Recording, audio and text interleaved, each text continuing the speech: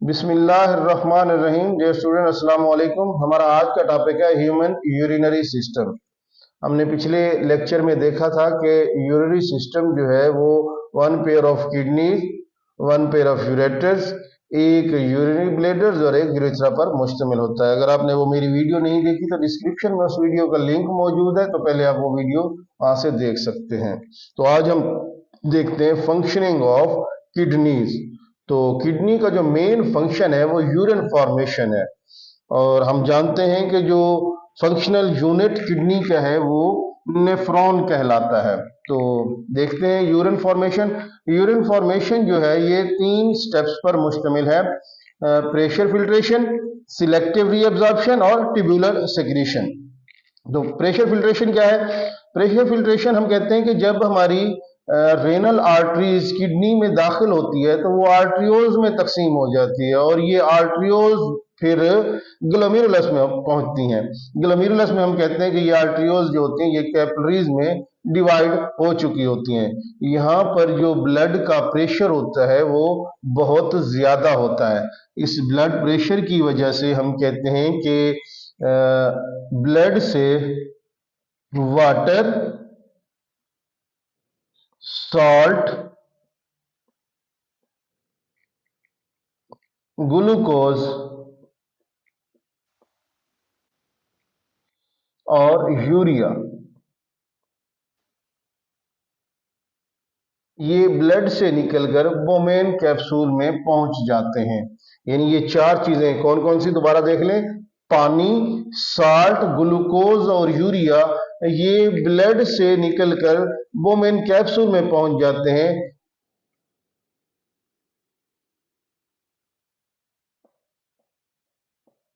तो इस मटेरियल को हम कहते हैं फिल्ट्रेट।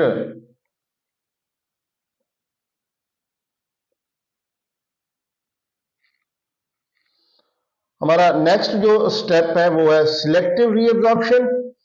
ये जो फिल्ट्रेट है इसका 99% जो है वो दोबारा एब्जॉर्ब कर लिया जाता है। हम जानते हैं कि जो हमारा मेन फंक्शन है, फंक्शनल यूनिट है, जिसे नेफ्रॉन कहते हैं, नेफ्रॉन कलेक्टिंग डक्ट्स तक जो है ये कैपिलरीज से घिरा होता है। इन कैपिलरीज का जो मेन फंक्शन होता है वो रीअब्जॉर्प्शन के लिए ये यहाँ मौजूद होती हैं। तो हम कहते हैं कि ये जो फिल्ट्रेट है, ये फिल्ट्रेट 99% दोबारा एब्जॉर्ब कर लिया जाता है। ये 3 तरीकों से एब्जॉर्ब किया जाता है। एक को हम कहते हैं कि ऑस्मोसिस, डिफ्यूजन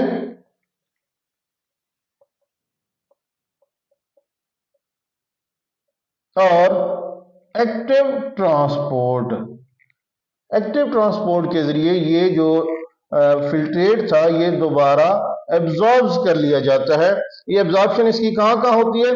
तो जैसे ही ये फिल्ट्रेट बोमेन कैप्सूल से निकलता है, यानी ट्यूब्यूलर हिस्से में पहुंचता है नेफ्रॉन के, तो वहां पे सबसे पहली जो ट्यूब्यूल है जिसे हम कहते हैं प्रॉक्सिमल कन्वोल्यूटेड ट्यूब्यूल, उसमें मोस्ट ऑफ द ग्लूकोज और थोड़ा सा हम कहते हैं कि जो पानी है ये दोबारा एब्जॉर्ब कर लिया जाता है।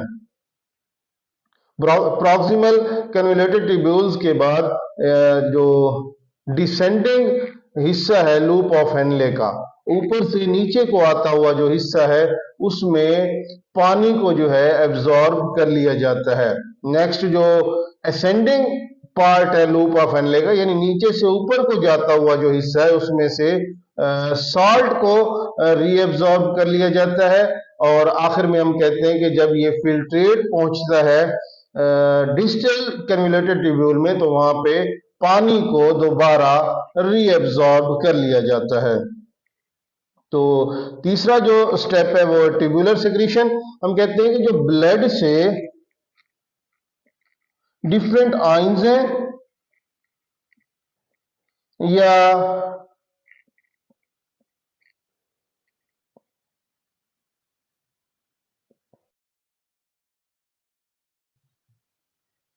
कैरियोटिनिन है या फिर जो यूरिया है, ये ब्लड में सिक्रीट किया जाता है ताकि ब्लड की जो पीएच है वो पीएच बरकरार रखी जाए। ये पीएच हम कहते हैं 7.35 टू 7.45 तक होता है।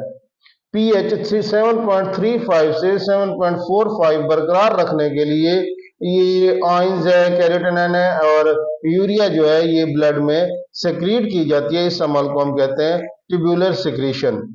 अब इन 3 स्टेप्स के बाद ये जो फिल्ट्रेट मौजूद है नेफ्रॉन में, इसको हम कहते हैं ये पेशाब है, ये यूरिन है। ये यूरिन अब यहाँ से डिस्टल कैनुलेटेड ट्यूब्यूल से निकलकर कलेक्टिंग डक्ट्स में पहुंचता है। कलेक्टिंग डक्ट से ये फिर पेपिलरी डक्ट्स में, और पेपिलरी डक्ट से हम कहते हैं कि पेपिलरी डक्ट्स बेसिकली ये रेनल पेल्विस ही होती है। रेनल पेल्विस से ये यूरेटर से होता हुआ यूरिनरी ब्लैडर में आर्जी तौर पर वहां स्टोर होता है। उसके बाद ये यूरिथ्रा के जरिए जिस्म से बाहर खारिज कर दिया जाता है। तो ये कहते हैं हम कि मेन जो हम कहते हैं कि फंक्शनिंग ऑफ किडनीज है, या हम कहते हैं यूरिन फॉर्मेशन है। तो ये था हमारा आज का टॉपिक। Thank you.